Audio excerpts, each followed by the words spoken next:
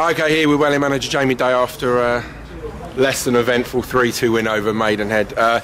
Jamie, football's a funny old game, but it don't matter how we won, we won. No, like I said, there's going to be ups and downs throughout the season, and you know, I thought first half we were second best. You know, they had a good chance after 5 minutes. In my opinion, deservedly took the lead, and you know, we wasn't at the races. You know, for the first half, I thought we got beat to the second ball, didn't pass it, we looked a bit nervous, and you know, concede again just before half time is not good enough from our part, and they thoroughly deserved to take the lead. What do you put that down to? Well, you know, we're trying to keep the boys relaxed, but it's difficult. You know, players are going to get nervous, supporters are getting nervous, you know, so it has an effect on how we play, I suppose, at times, and at the minute, you know, a couple of last 3 or 4 games we looked a little bit nervous at times and managed to grind out the results as well, but yeah, I think that's the case, and just at the minute we're not getting going quick enough, which we need to look at. I'm going to ask about formation. I know it's sort of same question every week, but very congested middle, didn't see much width. What's your thoughts on that? Yeah, it was tight, but we felt that, you know, we had the 2 up front that could run in behind that had pace. We wanted to get the 3 midfielders, you know, in advanced position, which we didn't do well enough in the first half, which is why it was congested and it's why there was no width, and we didn't pick up enough second balls in key areas to then drive the 2 front men on. So we changed it slightly in the second half, and I went a little bit further up, and then we went 4-3-3, so probably worked out a little bit better. But yeah, I think, you know, if we don't keep the ball well enough and people are nervous and not relaxing, then, you know, systems go out the window. We just need to worry about ourselves and just settle down a little bit. Maidenhead have got a bit of a reputation for a bit of long ball, physical side, but did it surprise you they passed it around a bit? Yeah, no, look, they've won the last 4 out of 5 games. You know, they've beat Boreham Wood and beat 3 other teams in that, so it wasn't going to be an easy game. You know, people look at it and go, it's a banker 3 points over at home, but we knew that wasn't going to be the case. You know, they're a tough side that have picked up some good points, got some good players, and they showed at times what they can do. They can pass it as well as being able to play a little bit more direct, but we knew it was going to be a tough game, and obviously it was. So let's look at the goals. First goal, Ben Martin's just got slipped a little bit, but it was a good finish. Yeah, great finish. I felt defensively we could have done a lot better, and we know that. You know, I'm not going to start picking people out, but probably let him turn too easily, and didn't defend well enough. And like I say, Pratt is a good player at this level. You know, been at Basingstoke, and if you give him half a chance, he's going to take it. Second goal for them, was it direct from the corner? Did it go in? Yeah, obviously might be disappointed. I'm disappointed with it. I think probably just didn't move his feet quick enough. But you know, as swings and roundabouts, like we said, he saves us, you know, right at the end at 2-2. So he's disappointed, and I'm disappointed with it. But again, praise for him. You know, because we could have lost the game again. Second half, I did think we come out with a lot more belief, a lot more vigour, and obviously we got the early equaliser in Ben Martin. Yeah, I think, you know, half time we had a few words, and the boys come out and responded much better on the front foot. I mean, I think we probably shaded the second half, but again at times we just get a little bit gung ho, and it looked a little bit as though we're chasing the game at 2-2 when, you know, at that stage a point might have just been enough, you know, to keep the run going and build on that. But you know, there's some positives to take out. Obviously, we're not pleased with a few things from today's game, but at the end of the day, we've got 3 points, and we'll work on the things on Monday and Wednesday that we feel need working on. Yeah, that's right.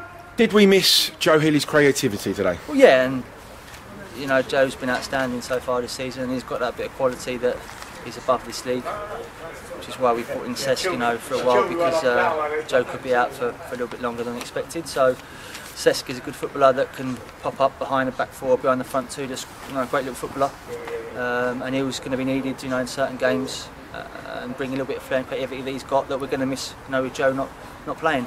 To add to the drama, half time we had a change of referee. Did that in any way affect the game?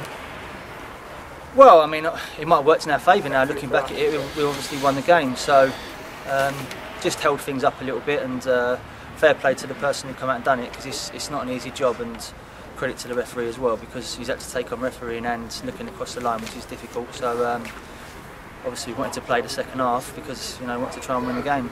We had a reshuffle at the back today. Fraser Franks coming at right back. There was no Dries van der Heijden. Can you just clear up the situation there? Well, yeah, I think, you know, we gave Fraser a bit of a break, and I felt the centre halves had done well. You know, even at Western, you know, we looked okay, and I just feel we need to get Fraser back in. Dries done excellently, and no doubt we'll use him again from now to the end of the season. Fraser's, you know, a composed player and is more than capable of playing at right back.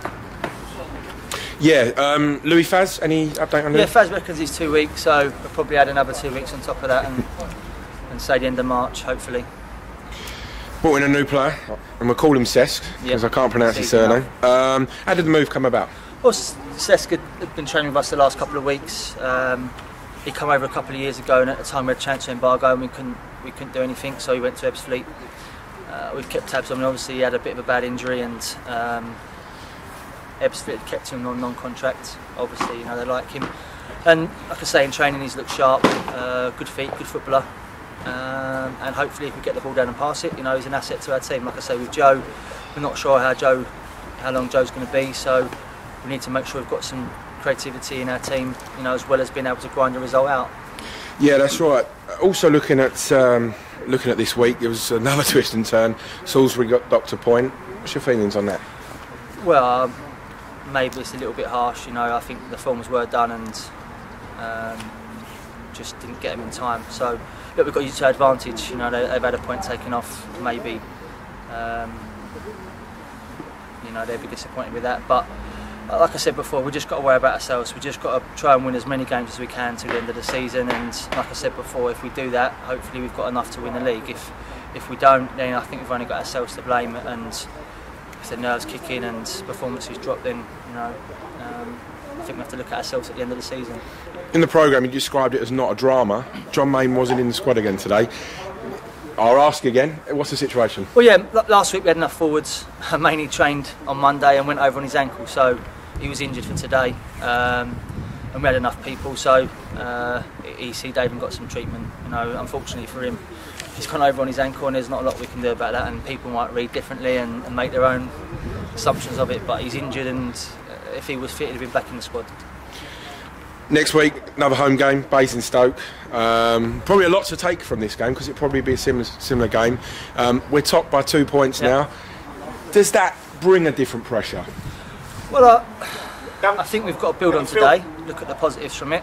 How do you feel fitness-wise? And like I said, we've got a target that we think we need to reach, and that's what we've got to try and do. You know, I know you like to play that one.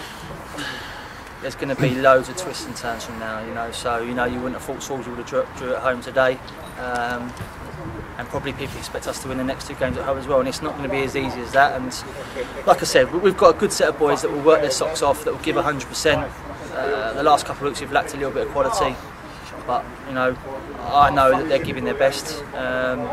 Hopefully, like I say, we make our home games a bit of a fortress, and everyone gets behind the boys. And even when it's not going well, people have just got to stick in there with us and keep praising them.